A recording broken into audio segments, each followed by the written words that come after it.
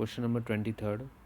The horizontal thrust due to rise in temperature in a semicircular two-hinged arch of radius r is proportional.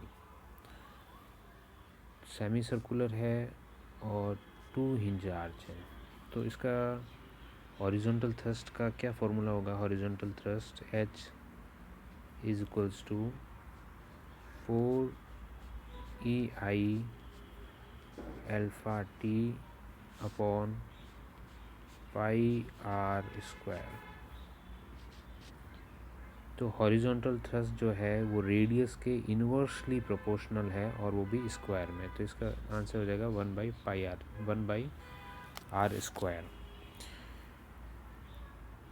To hinged arch की crown में कोई भी rise नहीं होगा अगर हम टेम्परेचर इंक्रीज़ करते हैं, लेकिन अगर थ्री हिंज्ड आर्च होती तो टेम्परेचर इंक्रीज़ करने से उसके क्राउन में राइज होता, ठीक है।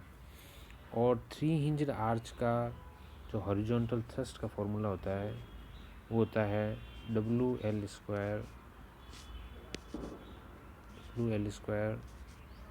बाई 8H, यानी कि अगर राइज होगा क्राउन में तो हॉरिजॉन्टल थ्रस्ट डिक्रीज़ हो जाएगा, यानी कि थ्री हिंज आर्च में हम अगर टेम्परेचर इंक्रीज़ करते हैं तो हॉरिजॉन्टल थ्रस्ट डिक्रीज़ होगा। Question number 24. For determining the force in a member AB of the truss shown in figure by method of section, the section is made to pass through AB, AD and ED. The moments are taken about. ये section हम काटेंगे, ठीक है। तो moment हम कहाँ लेंगे? जहाँ पे सारा इंटरसेक्शन हो रहा है मेंबर का, तो हम यहाँ पर डी के अलोंग हम मोमेंट लेंगे तो हम इसका फोर्स जो है वो डिटरमाइन कर सकते हैं। तो इसका आंसर हो जाएगा question option number 3rd। Question number 25. A sample of a metal is tested in a tension. It is found that there is a strain of 0.0080 at a corresponding stress of 450 Newton per meter mm square. On the removal of the load, a permanent strain of 0.0015 is found to be present. The value of the modulus of elasticity of the metal is. तो simple है कि permanent strain जो है वो 0.0015 है और पहले जो स्ट्रेन था वो 0.0080 था। तो स्ट्रेस इक्वल्स टू स्ट्रेन और मॉड्यूलस ऑफ इलास्टिसिटी। तो स्ट्रेन की वैल्यू क्या हो जाएगी, इन दोनों को माइनस कर लेना, और स्ट्रेस की वैल्यू गिवन है और मॉड्यूलस ऑफ इलास्टिसिटी हम यहाँ से कैलकुलेट कर सकते हैं। तो इसकी जो आंसर आएगा वो आएगा 0.692 into 10⁵ newton per mm square. Next question 26. Minimum imposed load considered for a sloping roof with slope greater than 10 degree should not be less than. देखो, लेकिन यहाँ पर इन्होंने पूछा है कि मिनिमम इम्पोज लोड कितना होना चाहिए। तो मिनिमम इम्पोज लोड जो है वो 0.4 किलो न्यूटन पर मीटर स्क्वायर स्लोपिंग रूफ का होता है as per Indian standard 875 Indian standard जो है वो डिफरेंट लोड कंडीशंस के लिए है। Indian standard 875 part 1, part 2, part 3, part 4 और पार्ट 5। जो पार्ट 1 है वो डेड लोड के लिए है, पार्ट 2 सुपर इम्पोज लोड और लाइव लोड के लिए है, पार्ट 3 विंड लोड के लिए है, पार्ट 4 स्नो लोड के लिए है, और जो पार्ट 5 है वो आपका स्पेशल कंडीशन कोई लोड की है तो उसके लिए है। अगर हमारा स्लोपिंग रूफ जो है वो 10 डिग्री तक है, ठीक है, तो उसमें हम जो उसका इम्पोज लोड है वो हम लेंगे 0.75 किलो न्यूटन पर मीटर स्क्वायर हम जो है सुपर इम्पोज ले लेंगे। लेकिन 0.75 हम तब लेंगे जब हमको एसएस परमिसिबल है, ओके। और 0.5 हम जब लेंगे जब हमें एसएस पॉसिबल नहीं है। और अगर 10 डिग्री के बाद में हमें इम्पोज लोड निकालना है तो हर 1 डिग्री पर हमें 0.02 से माइनस करना पड़ेगा, ठीक है। तो 0.75 तो हम ले रहे हैं, 0.75 माइनस 0.02 मल्टीप्लाई बाय जितना डिग्री ऑफ राइज होगा। जैसे आपका मान लो 14 डिग्री राइज हुआ, 10 डिग्री से 14 डिग्री राइज हुआ, तो 14 डिग्री माइनस 10 डिग्री यानी कि 4 डिग्री का हुआ, तो यहाँ पे 4 हम मल्टीप्लाई कर देंगे, तो यहाँ से सुपर इम्पोज लोड हम निकाल सकते हैं।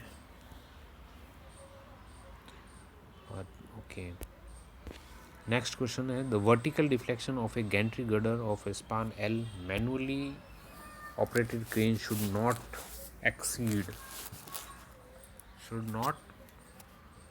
एक्सीड ये कितना हो जाएगा L/500। अगर मैनुअली ऑपरेटेड क्रेन है तो उसकी वैल्यू हो जाएगी L/500।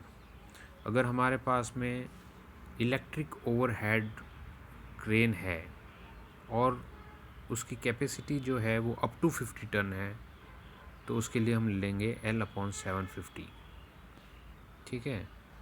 उसके लिए हम ले लेंगे L/750। तो L/750 तो किसके लिए है? इलेक्ट्रिक के लिए, और वो भी कब? जब वो 50 टन के, उसका लोड जो है वो 50 टन तक है। अगर 50 टन से अगर ज़्यादा है इलेक्ट्रिक लोड तो उसके लिए हम लेंगे L/1000, ओके। और L/600, एक 600 भी होता है कि L/600 जो है हम चार्ज कार के लिए हम L/600 कंसिडर करेंगे। नेक्स्ट क्वेश्चन है question number 28, as per Indian standard 800/2007 elastic modulus of steel is. तो elastic modulus of steel is 2 × 10⁵ newton per mm square.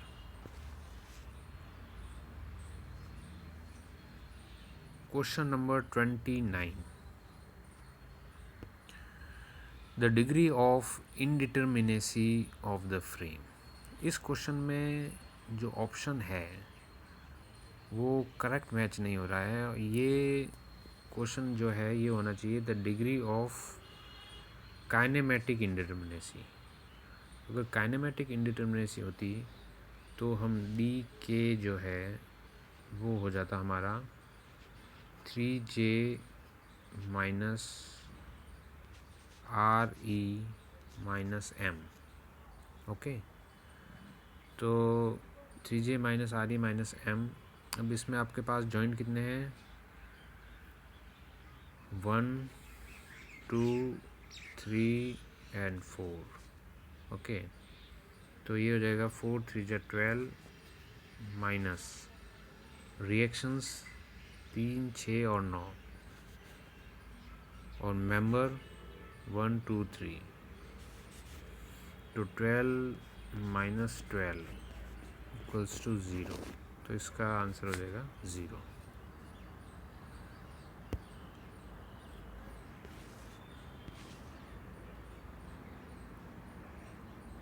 Question number 30, if the thickness of the thinnest outside plate is 10 mm, then the maximum pitch of the rivets in the tension.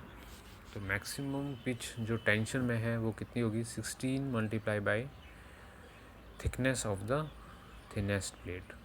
तो 16 multiply by 10 is known as 160 mm। अगर rivets अगर compression में होते तो कितना हो जाता? 12T हो जाता। और मिनिमम पिच हम कितनी लेते हैं? 2.5 into nominal diameter of the rivet. Question number 31, The effective length of a fillet weld should not be less than 4 times the weld size. Effective length of the fillet weld should not be length. जो effective length है ये 4 times of the size of the weld से ज़्यादा नहीं होनी चाहिए. The L effective should not be less than, effective length of the fillet weld should not be less than 4 times of the size of the weld. Question number 32. The thickness T of a single flat lacing should not be less than 1/40 length between the inner and rivets. अगर आपका double lacing होता तो उसके लिए जो thickness of the single flat lacing जो है वो should not be less than L/60 होता उसके लिए. Thickness of the single L/60 of the for the double lacing. Question number 33. ये कोई भी क्वेश्चन देख सकता है कि this is known as impact factor 0.15 plus 8/6 plus L. अगर यही आपको मालूम है तो आप इसको सीधा करेक्ट कर सकते हैं. This is known as impact factor. तो 0.15 plus 8/6 plus L should be less than and equals to 1.0. Indian Railway Board has specified an impact factor for a single track broad gauge bridge for a loaded length of the span L in meter. बस ये है कि आपका impact factor जो है वो या तो 1 होगा या फिर 1 से कम होगा. तो impact factor should be less than and equals to 1.0 और इम्पैक्ट फैक्टर की वैल्यू होती है 0.15 plus 8/6 plus L. Question number 34. देखो इसमें थोड़ा सा आपको कन्फ्यूज़न हो रहा होगा. इसमें क्वेश्चन क्या पूछा है कि for rivets in tension with counter sunk heads the tensile value shall be. अब आपको याद आ रहा होगा कि अगर हम विंड और अर्थक्वेक इन दोनों को अगर कंसिडर करते हैं तो हमारी जो परमिसिबल वैल्यू है स्ट्रक्चरल स्टील की वो रिड्यूस हो जाती है 33.33%. और अगर हम रिवेट्स और बोल्ट्स की बात करें इंक्रीज़ हो जाती है. सॉरी, अर्थक्वेक और विंड की जो है हम परमिसिबल वैल्यू जो है स्ट्रक्चरल स्टील की 33.33% इंक्रीज़ कर देते हैं. और वैसे ही जो हमारा रिवेट्स कनेक्शंस हैं चाहे बोल्ट कनेक्शन है उसको हम जो फास्टनिंग्स हैं उनको हम इंक्रीज़ कर देते हैं 25% में. लेकिन यहाँ पर पूछ रहा है कि for rivets in the tension with counter sunk heads. तो इसका थोड़ा अपोजिट है कि ये रिवेट्स के लिए पूछ रहा है तो इसमें क्या होगा ये रिड्यूस बाय 33.33%. ये इसका ऑप्शन होगा. Question number 35. Economical depth of a plate girder corresponds to, economical depth is corresponds to the minimum weight. Economical depth जो है हम plate girder की पता कर सकते हैं. इसका फॉर्मूला है D equals to 1.1 √km sigma BT into thickness of the web. अगर सेल्फ वेट निकालना है तो W equals to W/300. Question number 36. A steel section is subjected to a combination of the shear and bending actions. The applied shear force V and the shear capacity of the section is Vs. For such a section, high shear force as per Indian standard 800/2007 is defined as. ये कितना हो जाएगा? V is more than equals to 0.60 Vs.